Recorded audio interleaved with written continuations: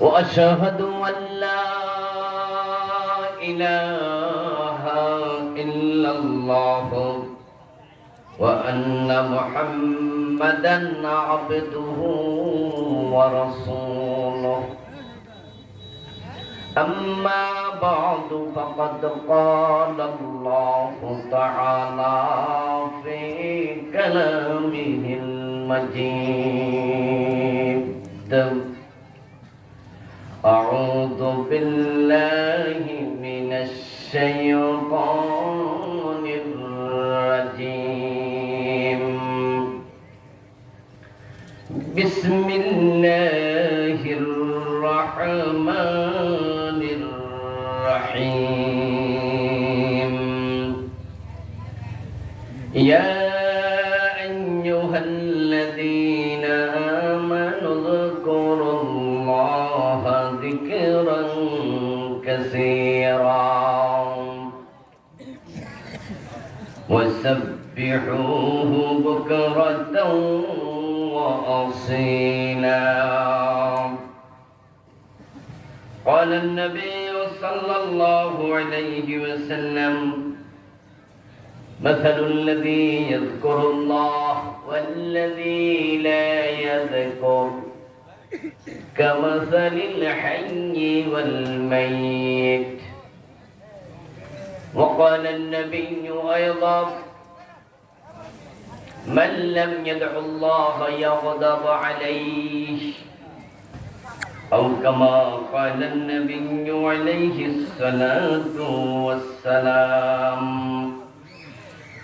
شكر درود شريف قولنا اللهم صل على محمد وعلى آل محمد كما صليت على إبراهيم وعلى آل إبراهيم إنك حميد مجيد. اللهم بارك على محمد وعلى آل محمد كما باركت على إبراهيم وعلى آل إبراهيم إنك حميد مجيد. একটু ডাইরেক্ট যেন না লাগে, আবার আমার গায়ে যেন লাগে, বেশি আরেকটু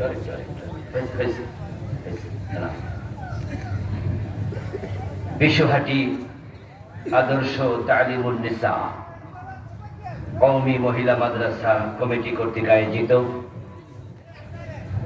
আজকের এই চমৎকার তাফসীরুল কোরআন মাহফিলের সম্মানিত সভাপতি মুহতারাম মাওলানা আব্দুল কাদির সিরাজি সাহেব, মুহতারাম সহসভাপতি বিশিষ্ট আলেমে দ্বীন মুহতারাম মাওলানা বুরহানুদ্দিন সাহেব, আজকের মাহফিলের সম্মানিত প্রধান মেহমান কিশোরগঞ্জ পাকুন্দিয়া কটিয়াদি সংসদীয় আসনের বাংলাদেশ জামাত ইসলামীর মনোনীত সংসদ সদস্য পদপ্রার্থী বিশিষ্ট রাজনীতিবিদ মুহতারাম মাওলানা শফিকুল ইসলাম মোড়ল, যারা যদি সংসদ সদস্য হতে পারেন আল্লাহর কোরআনের কথা তারা সংসদের ভিতরও বলবেন ইনশাআল্লাহ। এখন তো কোরআনের কথা মাহফিলে হয়, মসজিদে হয়, যদি কোরআনওয়ালারা সংসদে ঢোকে তাহলে কোরআনের কথা কোথায় হবে? সংসদ ভবনের ভিতরে হবে। এখানে আমরা সবাই মিলে চিল্লাইলেও আইন হবে না, কিন্তু সংসদে 151 জন নেতা যদি কোরআনের পক্ষে থাকে ইসলামী আইন চালু হয়ে যাবে। আপনারা ইসলামের পক্ষের লোক না? আমরা যারা মাহফিলে আসি আমরা সবাই ইসলামকে ভালোবাসি, আমরা কোরআনওয়ালাদের পক্ষে থাকতে চাই, কোরআনের কথা বলতে চাই।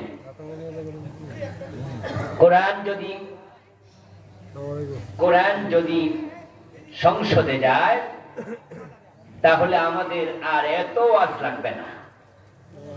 আমরা তো নামাজের ওয়াজ করছি, তারপরেও ফজরের নামাজের সময় মসজিদ ভর্তি না খালি। বাজারে গেলে দেখবেন বাজারের মসজিদে নামাজ চলে, পাশের দোকানে টেলিভিশন চলে। মসজিদের পাশে চা দোকানে বসে বসে নামাজের টাইমে বিড়ি টানে।